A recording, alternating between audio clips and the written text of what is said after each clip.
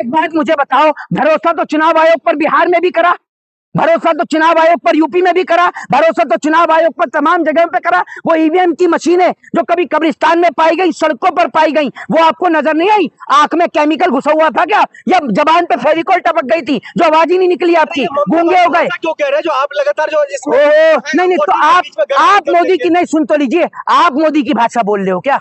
आप मोदी की भाषा बोल रहे हो, मैं तो देश की भाषा बोल रहा हूँ ना। मैं ममता बनर्जी की प्रतिष्ठित संस्थान पर भरोसा नहीं, फिर किस पर भरोसा? किस पे? अगर वो देश की प्रतिष्ठित संस्थान होती तो चुनाव के वक्त पर 50,000 से ज्यादा कंप्लेन उनकी वेबसाइट पर नजर आई, एक का भी जवाब आया है? कितने लोग चुनाव हारने के बाद कोर्ट में जाते हैं, आज तक उनका कोर्ट में केस चल रहा है, वहां का निर्णय नहीं आया। आप बात कर रहे हैं एसआईआर के जरिए कई लाख लोगों का वोट काट दिया, जिन पे सारे प्रमाण पत्र हैं, सब कुछ है, उन सबका वोट काट दिया।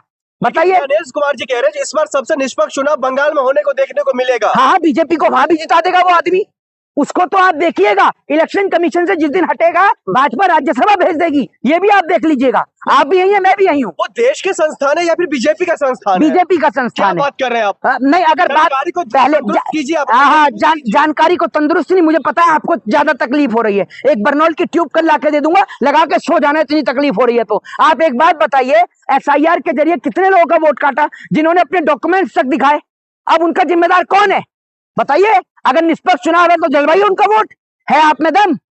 तो क्या लग रहा है फिर आपको? क्या लग रहा है? नहीं है आपको, जो है देश के संस्थान पे भरोसा नहीं है, तो फिर बदलाव कैसे आएगा?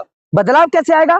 जिस दिन ये देश को तोड़ने वाले, देश को बांटने वाले, हिंदू मुसलमान के नाम पर देश के लोगों को लड़ाने वाले, जिस दिन देश को छोड़कर चले जाएंगे ना, उस दिन अपने आप देश में बदलाव आ जाएगा। ये लोग तो अरे सुन लीजिए, ये लोग क्या जाने इस देश के तिरंगे की एकता। ये देश, ये मुल्क जिस मिट्टी में खड़े हो ना, अगर इस देश के अंदर राजगुरु सुखदेव, भगत सिंह, अशफाकुल्ला खां, बहादुर शाह जफर नहीं होते ना, तो किसी अंग्रेज के घर में बैठ के उसके जूते और चप्पल साफ कर रहे होते। ये तो शुक्रिया करो बाबा साहब डॉक्टर भीमराव अंबेडकर के संविधान का, जिनकी वजह से यहाँ खड़े होकर सवाल पूछ पा रहे हो और मैं बोल पा रहा हूँ। आपको समझ गए? पर भरोसा नहीं है ना? किस पर? संविधान पर। किस पर? संविधान पर। संविधान मोदी ने कहा, कौन कह रहा है संविधान पे भरोसा नहीं है? तो फिर कौन कह रहा है? अभिन्न अंग है ना चुनाव आयोग। किस पे? अच्छा, मतलब संविधान का अभिन्न अंग क्या कहते हैं? चुनाव आयोग है। और चुनाव आयोग में अगर तुम भाजपा की भाषा बोलने लगो तो उस पर भरोसा करें हम? है?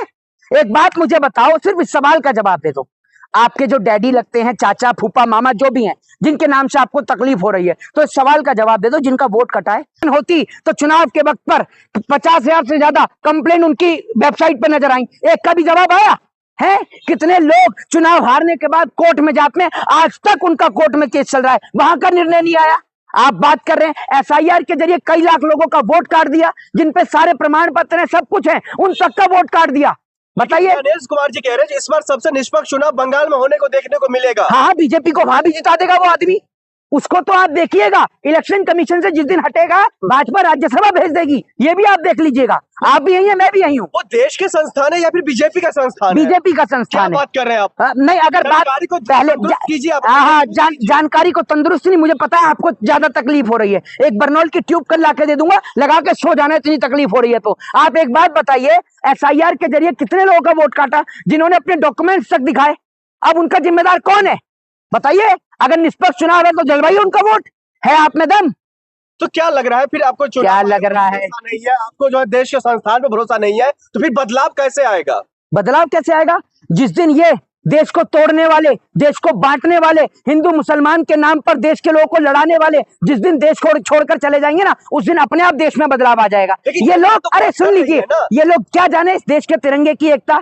ये देश, ये मुल्क जिस मिट्टी में खड़े हो ना, अगर इस देश के अंदर राजगुरु सुखदेव, भगत सिंह, अशफाकुल्ला खां, बहादुर शाह जफर नहीं होते ना, तो किसी अंग्रेज के घर में बैठ के उसके जूते और चप्पल साफ कर रहे होते। ये तो शुक्रिया करो बाबा साहब डॉक्टर भीमराव अंबेडकर के संविधान का, जिनकी वजह से यहाँ खड़े होकर सवाल पूछ पा रहे हो और मैं बोल पा रहा हूँ। आपको समझ गए? पर भरोसा नहीं है ना? किस पर? संविधान पर। किस पर? संविधान पर। संविधान मोदी ने कहा, कौन कह रहा है संविधान पे भरोसा नहीं है? तो फिर कौन कह रहा है? अभिन्न अंग है ना चुनाव आयोग। किस पे? अच्छा, मतलब संविधान का अभिन्न अंग क्या कहते हैं? चुनाव आयोग है। और चुनाव आयोग में अगर तुम भाजपा की भाषा बोलने लगो तो उस पर भरोसा करें हम?